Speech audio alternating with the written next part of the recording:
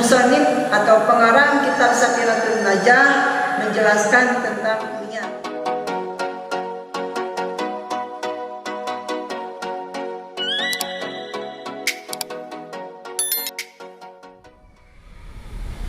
Assalamualaikum warahmatullahi wabarakatuh. Teman-teman sekalian, alhamdulillah seperti biasanya kita berjumpa lagi dalam hal, mudah-mudahan dalam hal untuk kebaikan. Di sini kita masih mengambil tema, yaitu menggali daripada isi kitab Safinatul Najah. Sebelumnya kita telah menjelaskan tentang arkan sholat, atau artinya rukun-rukun sholat. Di antara rukun sholat itu yang pertama adalah niat. Nah, bagi teman-teman yang belum begitu memahami tentang niat, nah selanjutnya musannif atau pengarang kitab Safinatul Najah menjelaskan tentang niat.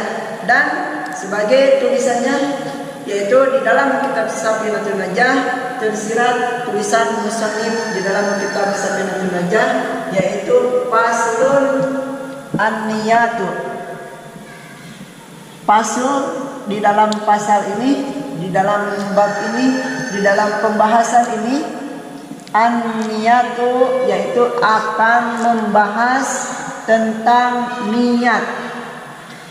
Niat salasu darajatin, ada 3 tingkatan atau ada 3 darajat, ada 3 derajat. Ingkanat, yang pertama, kalau memang as-salatu, salatnya itu pardon, salat fardu, wajaba, maka wajib di dalam salat itu, di dalam niat itu adalah pertama qasdul fi'li, yaitu mengatakan maksud atau menjelaskan, mengutarakan maksud salat tersebut. Wa ta'yinu, yang kedua yang kedua adalah harus mengucapkan ta'yin atau harus ada ketentuan salat tersebut. Wal fardiyatu, dan yang ketiga harus mengatakan fardu. Nanti kita jelaskan. Wa in kanat, yang kedua ini dari yang ketiga. Wa in kanat, dan apabila salatnya itu adalah nafilatan, salatnya salat sunat, muaqqatatan, juga salat sunat yang mempunyai ketentuan waktu. Seperti apa? Karotibatan, seperti salat sunat rawatib. Auzati sababin, atau salat sunat yang mempunyai sebab. Wajaba, maka wajib di dalam salat tersebut, di dalam niat tersebut adalah qasdul fi'li. Yang pertama harus memakai atau mengatakan maksud salat tersebut. Wa ta'yinu, yang kedua ta'yin, yaitu menentukan salat apa, salat sunat tersebut. Wa in kanat, yang terakhir, yang ketiga dari yang ke an-niyat as-salasun, yang ketiga tersebut, yaitu wa in kanat, kalau salat sunat tersebut nafilatan, adalah salat sunat yang mutlak.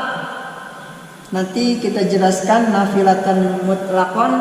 Wajaba maka wajib di dalam salat sunat nafilatan mutlakon, yaitu di dalam niatnya pertama qasdul fi'li, pakot, cuman ada qasdul fi'li, cuman ada maksud salat tersebut.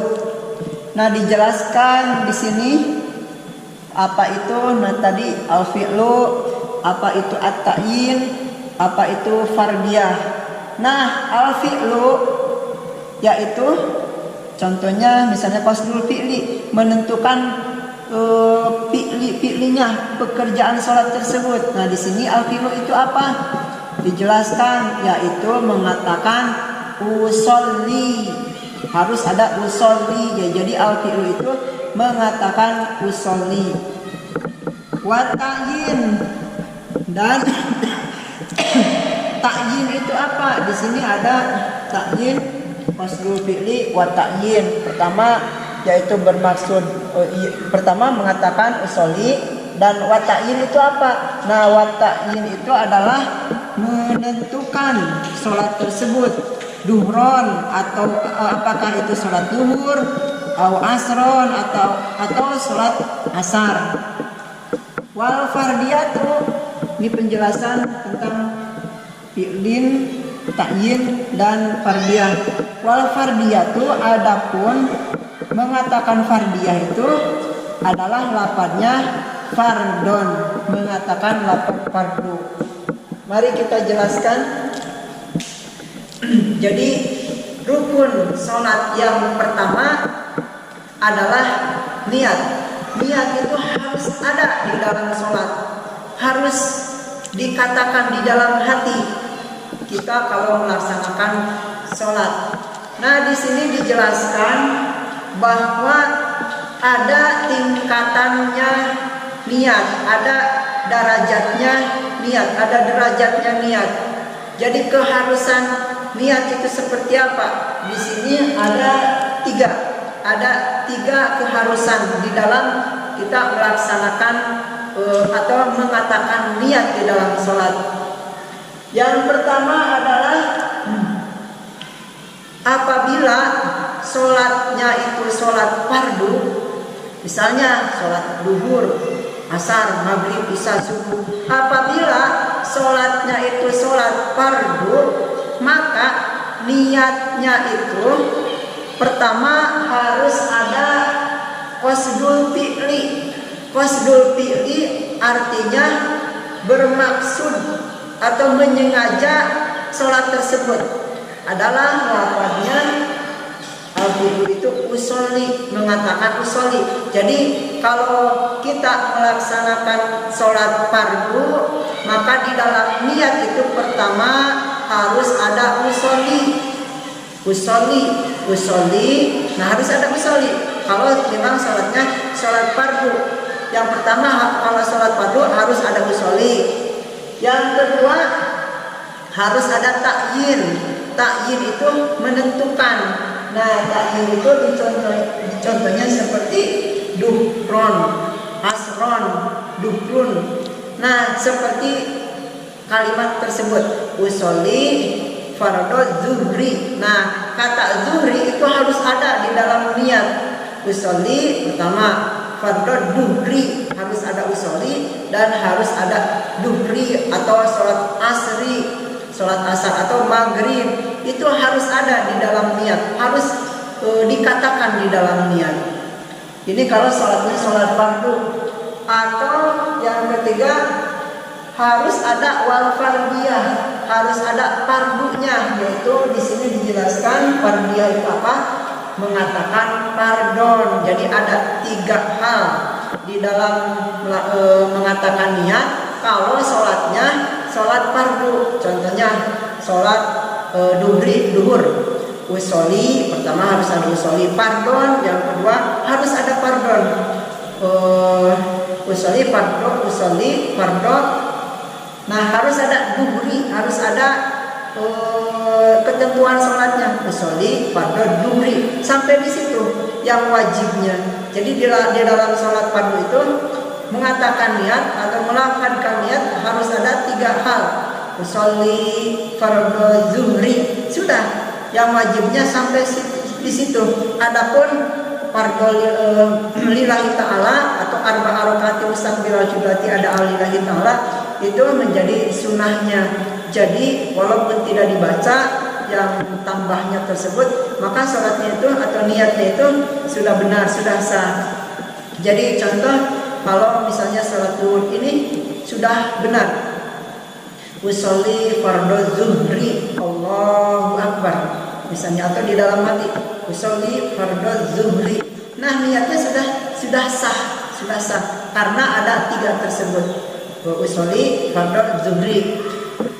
Nah, bagaimana kalau misalnya tidak ada salah satu 3 tersebut, misalnya nggak ada fardhu, misalnya usolli zuhri, maka niatnya tidak sah, atau tidak memakai fardhu, tidak memakai duhri atau asri, usolli fardhon, Allahu Akbar, maka niatnya tidak sah.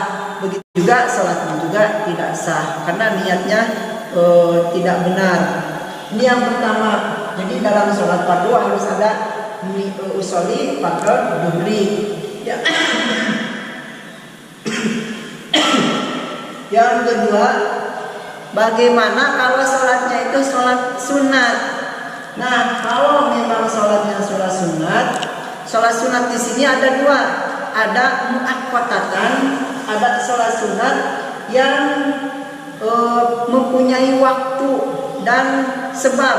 Yang kedua ada sholat sunat yang mutlak, tidak ada sebab, tidak terikat waktu. Itu ada 2, ada sholat tersebut ada 2, sholat sunat tersebut ada 2. Yang pertama yaitu sholat sunat yang ketentuan waktu, yang mempunyai ketentuan waktu dan sebab. Contohnya seperti sholat rawatib. Maka di sini yang diwajibkan di dalam mengatakan niat ada 2, qasdul fi'li dan ta'yin, yaitu mengatakan usolli dan ta'yin yaitu duhri. Contohnya usolli zuhri misalnya, usolli zuhri, tapi kan biasanya usolli fardhu zuhri. Tapi kalau tidak ada fardhu juga, sebenarnya kalau sholat sunat rawatib itu sah usolli az-zuhri, Allahu Akbar, tapi biasanya usolli fardhu zuhri. Tapi kalau nggak ada fardhunya juga itu sah, cuman ada 2, usolli sama zuhri kalau itu sholat sunat rawatib. Maaf, bukan duhri, tapi sholat sunat rawatib. Kalau duhri kan fardhu. Kalau sholat sunat rawatib contohnya qobliyah duhri, usolli sunnatan atau usolli qobliyatan lillahi ta'ala, usolli qobliyatan lillahi ta'ala, atau usolli qobliyatan zuhri lillahi ta'ala. Usolli sama qobliyatan zuhri, qasdul fi'li dan ta'yin, harus ada 2 hal tersebut. Dan yang ketiga ada sholat sunat yang tidak mempunyai sebab, juga tidak terikat waktu. Ini sholat mutlak namanya. Jadi bukan sholat rawatib, bukan sholat sunat duha, tahajud, bukan. Tapi ini karena memang sholatnya sholat sunat, tidak mempunyai nama itu. Contohnya misalnya kita mau sholat apa aja atau di waktu apa aja, cukup ada 1 aja, maka qasdul fi'li aja. Cuman ada usolli Allahu Akbar. Itulah teman-teman ketentuan daripada kita melaksanakan atau mengatakan niat tersebut. Mudah-mudahan dapat dimengerti dan bermanfaat bagi kita semua. Wassalamualaikum warahmatullahi wabarakatuh.